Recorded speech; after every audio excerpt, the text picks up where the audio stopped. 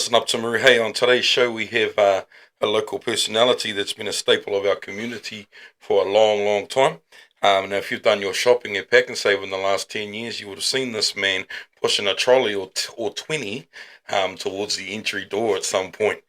Please welcome Jarred Davies. Thanks, bro. Hey, how you G'day. going? Good, how are you? Good, bro. Yeah, Hey, thanks for joining me on the show. that's all right. No, that's awesome. So, Jarred, you worked at Pak N Save for a long time. Yep. Pushing trolleys. How did you get into that job in the first place, bro? Well, when I was 15, I needed a job, so I put my name down. And then an old friend of mine, which I don't talk to anymore, but that's all good, his uncle was the store manager. Hmm. And I seen him one day and I said, as a joke, I put my name down at Pak N Save, but I've heard nothing back. And then within 2 weeks, I heard something and found a job, and that's back when I was 15. So yeah, I started work then, and it was all go from there. Mm. What do you think it takes to be a great trolley boy? Because we actually had a bit of a discussion about this as to whether you were comfortable being called a trolley boy. But I was like, yeah, it's they call them trolley boys, they're trolley boys. Yeah, that's right. You don't even call them trolley men, Yeah. or trolley guys, Sorry, what was the question? So, what do you think it takes to be a great trolley boy? Yeah, just gotta be passionate about the job and enjoy what you do and get along with everybody and the public. Because I think it takes a bit of personality, like there's a bit of personality and a little bit of resilience that goes with it, really. Yep. I see a lot of the guys down there, the trolley boys down at Pak N Save, especially now as well. They really got big personalities. They talk to a lot of people and are always keen to say hello and how's your day going and things like that. Yeah, that's right. So I think it takes quite a lot of personality, and I think you had that for a long time. Yeah, it did. Yeah. Yep. What are some of the stereotypes that you would like to break down around being a trolley boy? Because I know there are a few stereotypes that people think around trolley boys. Few stereotypes. So what do we mean by that? So there's sort of people think that it takes a certain type of person to be a trolley boy, or it's that there are a certain demographic of guys that become trolley boys, and I think in today's age it sort of doesn't really matter, it's sort of it's it's a good job, and a lot of guys really sort of thrive in it. Yeah. So Yeah, well, basically anyone can do it. I've done it for a number of years until yeah, nice.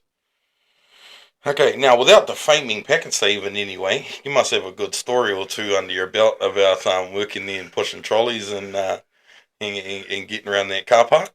Yeah, well, I do actually. So one day we were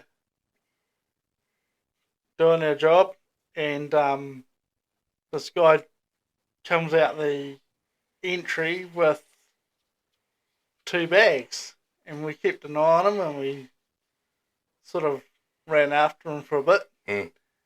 And we got way across Ashery Park, right up into the trees, and then we went back across towards where his house was or something. So you guys were chasing him? Yeah. Oh, wow.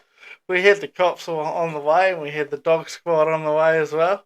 And anyway, he dropped these 2 bags in the middle of Ashery Park, and I went to pick them up, and I couldn't move them, so I picked them up as best I could, got up onto Evan Street, and this cop pulls up beside me and flashes with his lights flashing and all that, and he's like, I think I got him. I was like, nah, dude, I'll wait for Pak N Save. I'm just collecting the goods back. Yeah. And so they went to weigh all this meat. It was meat in the bags. Went to weigh it all. And that was about $900 worth of meat in 2 bags. Oh, wow. Yeah, and it was just like, nah, Yeah. you're not going to get away with that. Yeah. Yeah. It's all I can think of, really. Remember, Yeah. And like you must, do you have to deal with? Did you have to deal with like people that were a little bit disgruntled in the car park, or people that are a little bit nasty to you in any way or anything like that? Yeah, I just learned how to ignore them. Yeah. I mean, if it got too much, well, we'd just simply ring the police and get them Yeah. moved on or stuff like that. Yeah. Yeah. Now you've moved on from Pack and Save since then, and now you're working for Woolworths over in the new Showgrounds complex. Yep. How do you find that? Yeah, it's pretty good. Yeah. So when they were planning on building the complex in the Woolworths, I approached my long life manager, and because I've worked with him at Pack and Save, and I says, "Oh, should we do this again?" And he's like, "Oh, I'll have a think about it." And I went and put my name down and got in. Nice. So then the other cool thing with that was that they'd rung me up and they said, "Oh, we need some help setting up the shop." And that's going from no shelves to what it is today. And I thought, oh yeah, this is cool. This is a new challenge. And so we went in there and we followed some plans and we put the shelving together and all that in the correct spots. And then we went and stocked them right up. So pretty much when I went in there, there was like a shell where the shelves are. Mm.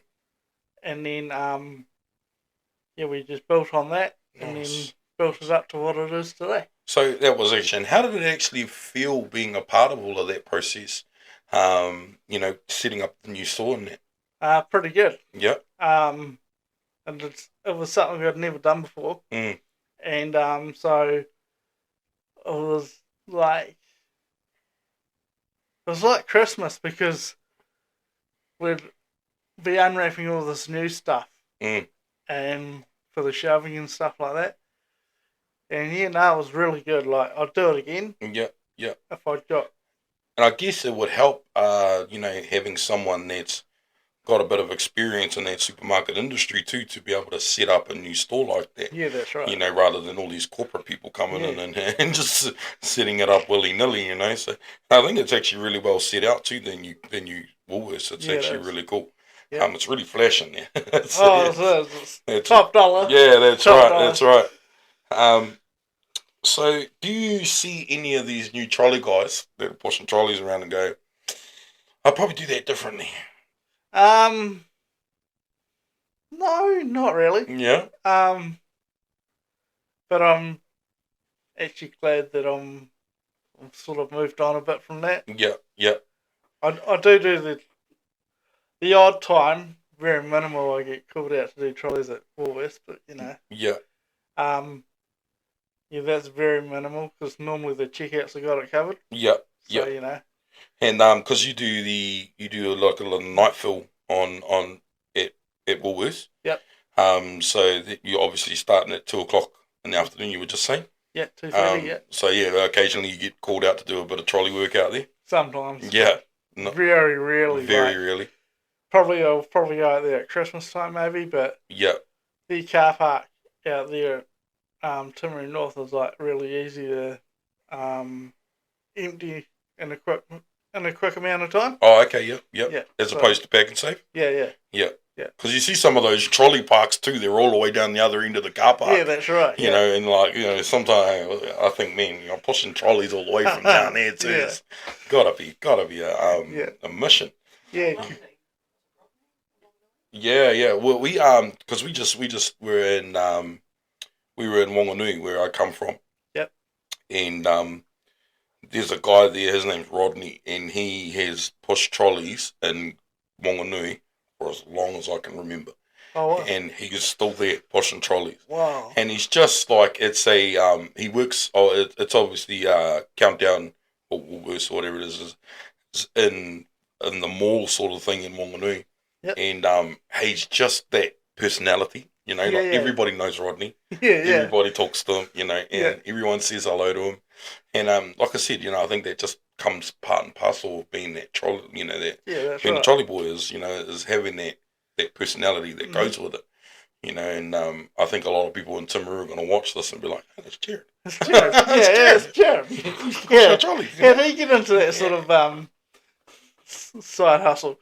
Yeah. But, And like I said, know. you know, it's just you become a personality of the town. You know what I mean? Like people recognise you. And That's go, right. Yeah, it's Jarred. yeah, You know, yeah, like yeah. yeah. So So were you born and bred in Timaru, bro? yes, I was. Yeah.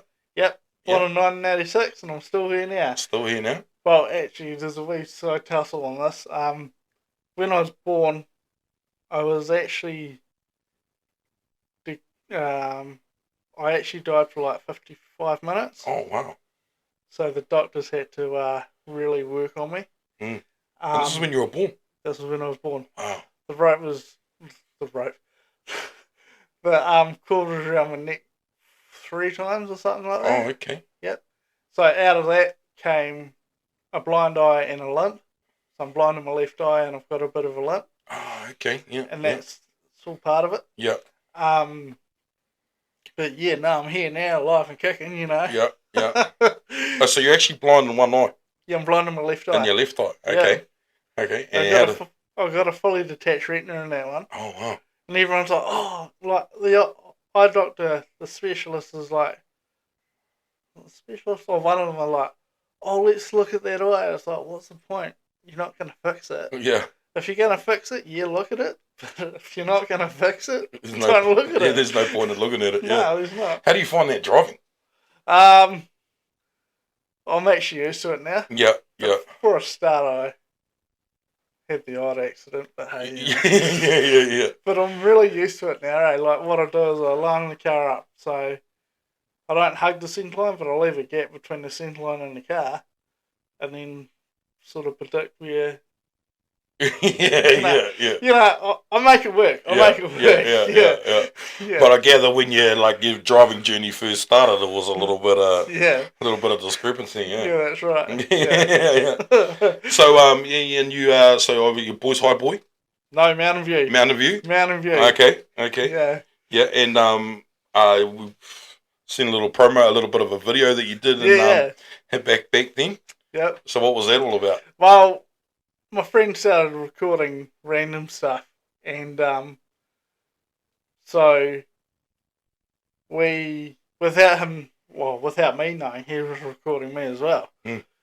And then he sort of said, "Hey, look, I've been recording you." I'm like, "What?" And then he's like, "No, keep doing cool stuff." So I was like, "Okay, keep doing cool stuff." And then we sort of got the split end song and dropped that into the back of what I was doing. The Icy Red one. I'm not actually sure what that's called. But yeah, and it turned out really good. Yeah, cool. So, you know, yeah. Cool. Yeah, we've got that. We'll put that up when we when we debut this episode. Yeah. So what do you love about living in Timaru, bro? Timaru. So what I love about Timaru, it's on the coast pretty much. I mean, we've got the carnival every year. We've got all bits and pieces going on around the community. And when it's central to everything, like sort of the high country and all that. And like, it's, what'd you call it, easy living? But, you know, it's a bit cheaper than the bigger cities. Yeah, definitely. So, yeah, we just, like I said, we just came back from the North Island, you know, and we were in Auckland for 4 days. And, man, what a rat race there. It was just crazy. Yeah. You know, like, crossing like 5 lanes of traffic just to get somewhere, you know, and it was just so good to get back to Timaru. Yeah. It was just so good. Timaru's just easy flowing, and it's like just set out literally right. Like it's like 5 or 6 kilometers across the whole town, you know, and it's just so good, you know. I went to go and get dinner one night. We were in Auckland, you know, and I've got the GPS going in that, and you know, and I get onto a motorway, and it's like in 8Ks, please exit off this motorway here, and I'm like, I'm just going to get some chicken, like, You know, like, Yeah. just to go get chicken. Yeah. It was like 8 k's down the motorway. You know, like, Yeah. it was just crazy. But Yeah. yeah, no, I totally agree, bro. You know, I think we're real centralised here, Yeah, we are. and it's you know, you got Christchurch on one side, you got Dunedin on the other, and then we're sort of right in the middle. We need to get up to the lakes and things like that. Yeah. Do you get any time up at the lakes? I used to when I was younger, Yep. but not these days. So, what do you think? What do you think we could do, like Timaru could do, to improve the community and to improve Timaru in general? What do you think? What do I think? I think, honestly, I reckon they should have pulled finger and done the Theatre Royal up, because that's a mess right now. They should have just done it and then dealt with the financial side of it later on. That would have been really good for Timaru, but hey, Yeah. you know. Especially this end of town too. Yeah. You know, it seems like you know, Stafford Street down the bottom end there is struggling a little bit. But I mean, up this end where the Theatre Royal and that is, there's a lot of empty shops. There's a lot of empty things going on here. So, you know, I think you're right. I think that Theatre Royal project could, you know, could improve this end of town. That's right. But I mean, like, I think there's been a lot of discrepancy between the councillors as well. Sort of, you know, this guy's got his opinion, that guy's got his opinion, and so, you know, I think until everyone's on the same page, at the end of the day, I think the council were just too scared to do anything. You know, like, come on. Yeah. When you start with Theatre Royal at this end of town, then you start with something else at this end of town, spruce it up a bit, you got people coming out and enjoying it. Well, that's what you need to do. And I think too, like with the cruise ships coming in as well, you know, we get a lot of cruise ships coming in here now. Yeah, that's right. I think something like that would really, you know, attract these cruise ships more to come into Timaru. That's right. You know, yeah, like, you know, like I said, doing up that end of town, this end of town, sorry, and getting it, you know, getting it going. Yeah, that's right. I mean, that's what they need to do, but you know. Yeah, it's a tough one, isn't it? It is a tough one. Okay. So now you've got a wee family, a wife, son, and a wee daughter. Yes, I got a wee family. And how do they enjoy life here in Timaru? I think they like it. Yeah. My wife's originally from Auckland. Well, she was living in Auckland when I met her. Okay. But she was from Thames. Okay. Yeah, and she's travelled around a little bit. But, you know, that's cool. So how did you guys meet? What? It's amazing what the internet does, eh?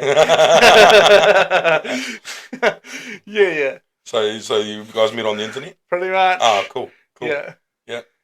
And you coaxed her to moving down here into Timaru? Pretty much. Oh, wow, cool. That's awesome. Bro. Yeah, no, she was she was sort of a bit depressed in Auckland and sick of Auckland, and say, look, you know, come down to South Island. She's like, oh, I've only been to Christchurch. I was like, right, let's go for more. Yeah. So, you know. No, cool. Yeah. And your boy, now you mentioned your boy's, was he 14? He's 14, yeah. Yeah. And he's doing well in school?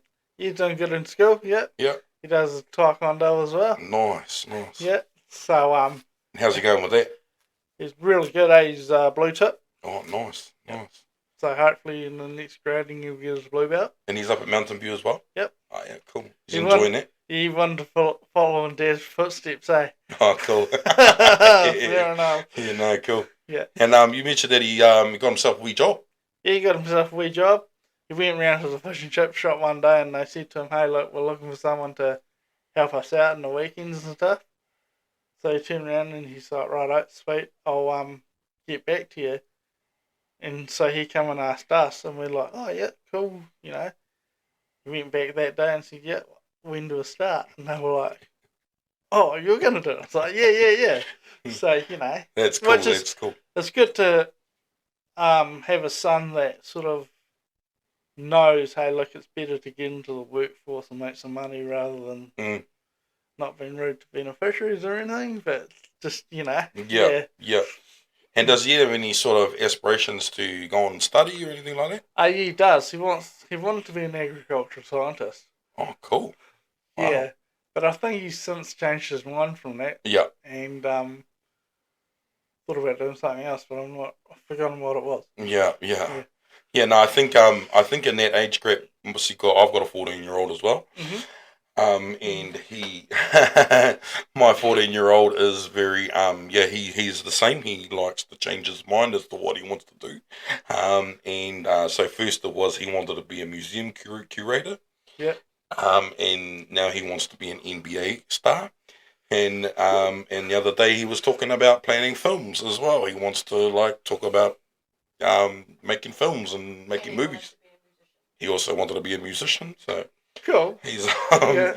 he's got a lot of creativity under his belt, but it's trying to hone in on sort of one thing that he really wants to focus on is what we're trying to concentrate on at the moment. Fair enough. Yeah.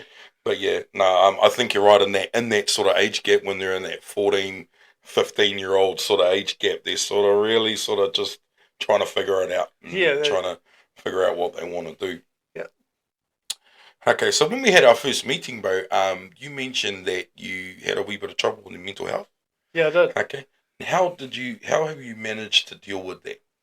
Okay, so my mental health, so start with where you started having troubles with it. When I was at Pak N Save, I was trialing new medication. I was having little mental breakdowns around the place. And so what happened was when I was trialing medication, they actually kicked me out of Pak N Save. I lost my job and that. And then when you look back now, you're like, nah, that wouldn't happen today, but it did happen. I just wasn't in the right frame of mind. I didn't know what was going on myself at times. So that happened, and then I heard about the Hope Walk some years ago. Walk? The Hope Walk, yeah. And is that through I Am Hope? I Am Hope, yep. That's through that, with Mike King and all that. Yep. And so I went down and joined one day, and I was like, what's this all about? And it's all about, suicide prevention and everything like that. And that's where I met the now manager of AMPS 101. Okay. Amanda. And so she said, come around for a coffee to this place in town. And it's a real, I enjoy going there sometimes when I can. I haven't been lately because I've just been that busy. Yep. But yeah, it's a good place to connect and talk about your mental well-being and stuff like that. The odd time I did have some really dark thoughts of ending it, but I didn't. I'm still here, and I'm glad I didn't. Because when I first got diagnosed, and that all my friends that I sort of had stepped right back, and they just didn't want to know me, and I felt like a different person, and I was just in the wrong headspace. But I got onto some medication pretty quick and got counselling, and I'm pulling through it. Yeah. The odd time I have the dark days, but then I have good ones as well. Yeah. And how do you find doing the counselling? The counselling did help for a bit. But it's easy to go talk to a counsellor, but then it's probably better to take some advice from the counsellor and just sort of somehow do it yourself. Pull through. Yep. Yeah. I think you're right too. A lot of people they go to counselling for a wee bit, and think that counselling is the answer, but it's sort of what you're taking away from getting counselling is what you should be, implementing in your life. Yeah, that's right. And I think you're right. That's a really cool thing to say is that counselling is not the answer to all answers. It's definitely helps. Yeah. But it's not. continually going to counselling is not the end of all And ends, is it? And I mean, these days, if I feel down or have a bad week, or amps have always got their door open, so you just go on in there. And it's good peer support in there. Good peer support, yeah. Yeah. No, that's cool. So it's really good. Yeah. And when you're when you're parenting a young boy, how important is it to have these healthy conversations around mental health? It's actually very important. Yeah. Yeah. Because you don't sort of want your kids to follow follow down that track of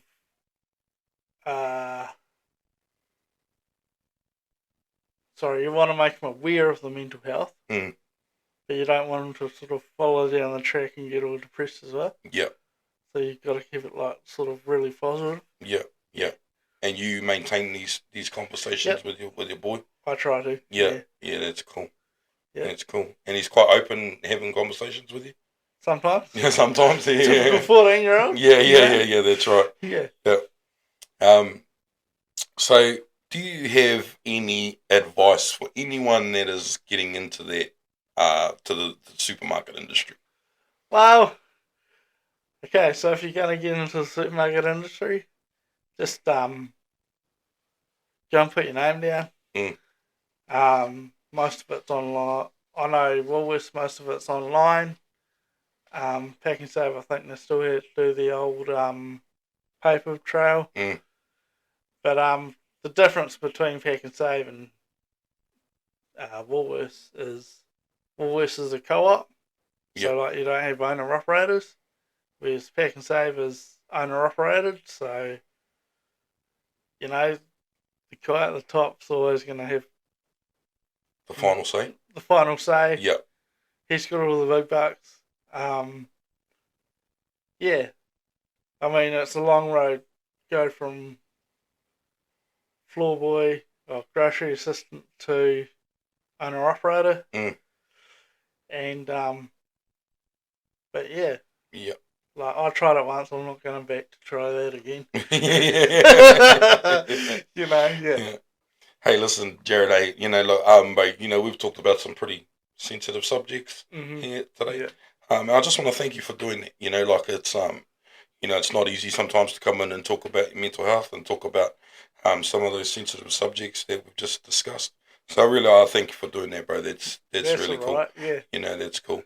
And I really hope that people that are listening that get something out of what you've said today. Yeah, that's right. I hope so too. Yeah. Okay, so when we sort of round out an episode, bro, what we like to do is we like to have like 10 quick fire questions for our guests. Yep. Do it with everyone. Okay, and they're just mundane questions, bro. They're just something that we like to do. It's a little bit of a gimmick that we like to do, just so that our listeners are able to get to know the person that we're talking to a little bit better. You know what I mean? Yep. Okay, so we'll jump into that. Okay. All right. What's your favourite food? Oh, McDonald's. McDonald's, really? McDonald's.